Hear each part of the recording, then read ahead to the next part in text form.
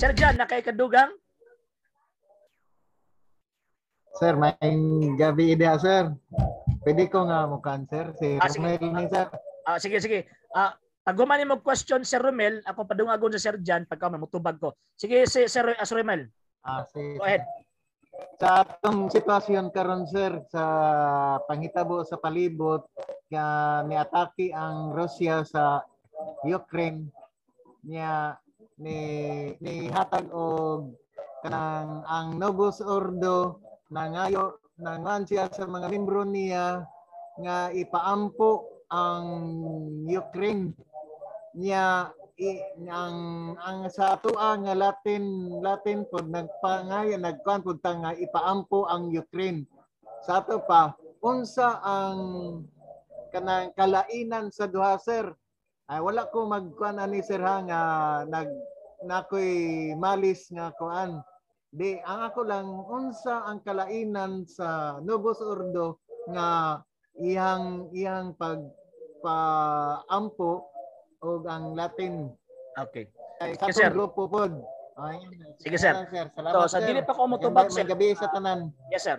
Sa dili pa ko motubag, ihatag ako sa ihatag kadali ni Sir Jan, basin na si kadugang katong kaganina, sir.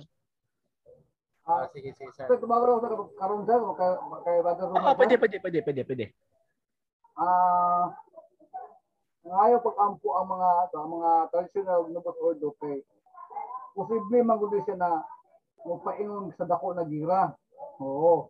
Kay sama ni siya sa katong Pearl Harbor na nakabalo ng Amerikano na moatake ang Hapon, pero ipasagdan nila na may tabo gayud aron makasulod sila sa gira.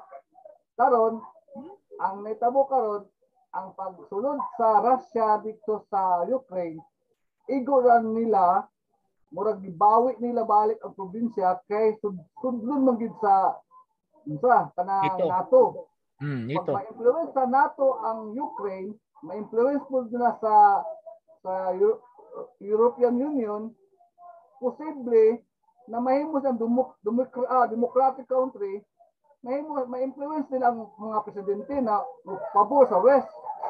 So makaplastar din sila noon sila mga missiles mo nang gusto bawion ni Putin. Ang atong ikuyawan ni kung abot na ang Russia dito sa Kiev, sa capital gid mismo, basig diha na dayon musulod ang NATO.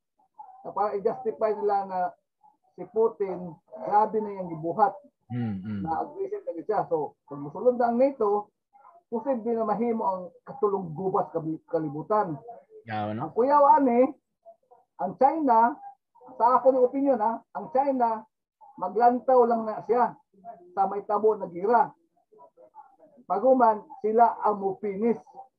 Sila ang mupatay sa Russia, sila ang mupatay sa Europe, utbong gitanan. Mo nang gikinahanglan na makosekret ang Russia sa Immaculate Heart of Mary.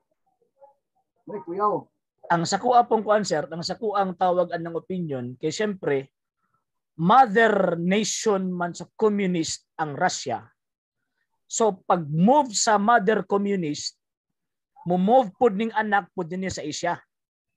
Kay para mabahin ang tawag ining assault sa European countries against dito sa tawag ining ilahang atake.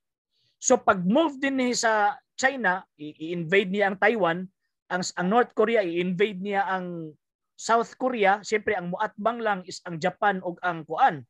Japan ug ang South Korea. Moray tawag anang muatbang, so bahin ang Persa. So pag mapildi na, so mo nang panahon na possible tong giingon sa mga birhen nga mudaog yun ang komunista aning giraha.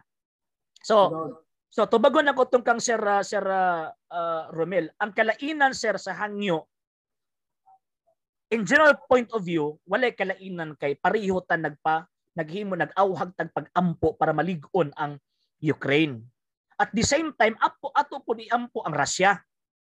Ato po sa iampo ang Russia nga tagaan sila grasa sa Ginoo nga dili sila mohimo og mga butang nga makapukan sa kinabuhi og kabtangan sa mga tao nga sukwahi na sa iyahang gitawag og kabubuton. Pero ang pinakadakong solusyon ng gid ana sir, so in general point of view, what kalainan? In particular, ang Novus Ordo naghangyo nga iampo ang Ukraine kutob lang gyud didto sa paghangyo. Naay usa ka butang nga dili nila litukon. Unsa man tong dili nila litukon? Ang paghangyo, pagampo sa Dios nga tagaa grasya ang Papa nga i-consecrate ang grasya. Muna. So sa ilaha iampo nato ang kuan ang Ukraine, iampo nato ang Russia nga unta lamdagan kutob ra diha.